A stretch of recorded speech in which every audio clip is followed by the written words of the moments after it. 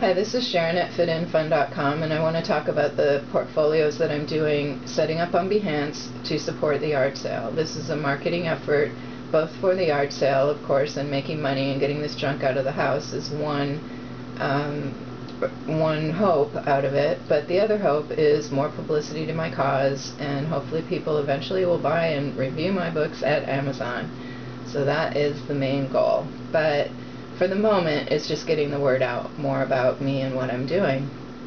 So my Behance portfolio is going to include 3 at least portfolios about this new yard sale. The first one is going to focus on the last yard sale. Hey, this is what it's like. Because Behance has an international audience. The people that normally look at my photos are from other countries or they are creative professionals. There's very few in my local area that are on Behance.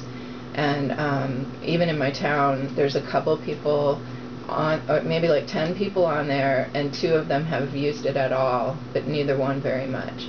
I'm the only one who's really using it. And I haven't looked out into my county, and just talking about it makes me want to go a little further and see who's in my immediate area and maybe reach out to them if there's anybody using it. But my vast majority of people are in places like Los Angeles, New York, Brussels, Turkey, Japan. I mean, they're everywhere, and they're people that do quality, creative, professional work in many different fields, which would be film, video, advertising, marketing, branding, culinary, cooking type thing, fashion design. It's very eclectic, but everybody is in the field called creative professional, and it's grown because Behance has a thing that says, if you know of another creative professional field that we're missing, please let us know. And so I'm sure it's grown that way. So I needed, portfolios that are going to stand. I'm not going to delete them later. And so the first one I called, this is an American yard sale.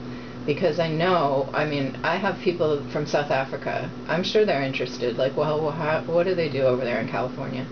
So, and also I do make that point to say California. So the second one is going to be a similar thing.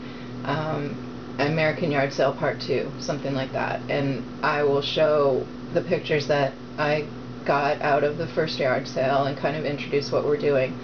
And that'll just be a follow-up to the other post. The main post that will be used for the yard sale is the second one, and that's going to be the one that talks about what's actually for sale, pictures of the products. And I have pictures of products from multiple of the neighbors, things that are going to come, as well as my own stuff. And I don't think they need to be complete or correct as long as there's some text in there. It keeps it interesting, and the people move through and go, oh yeah, there'll be a bunch of stuff, I'll go there. Because when you're going to yard sales, you're not really going to count on the pictures. You need to go anyway, so you're just going to look at it to make sure it looks like a real yard sale with real people, with real stuff, and then you're going to go. And then the third one is going to be a major focus on Joni, because she is bringing her stuff, and she pulled together a bunch of stuff that she felt like she could feel safe having, because some of her creations are extremely expensive and they would not sit on a yard sale table. That's just not going to happen.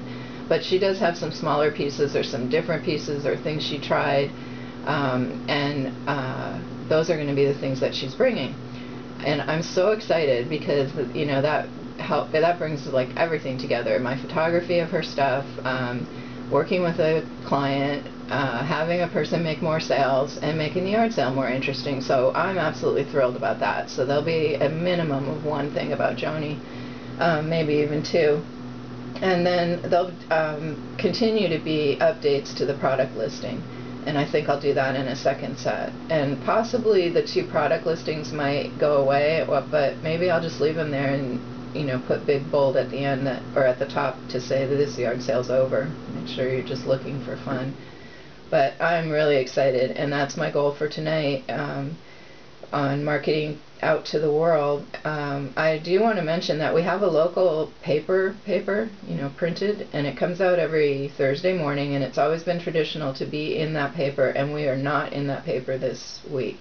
So that is a certain function of this that I really need to pay attention to. And I need to, in every communication, say, we are not in the local paper. Make sure you keep us, and you know you're not going to skip us, because that might throw some people off if they need it in their mind that there's another yard sale that's not in the paper. So that's my goal.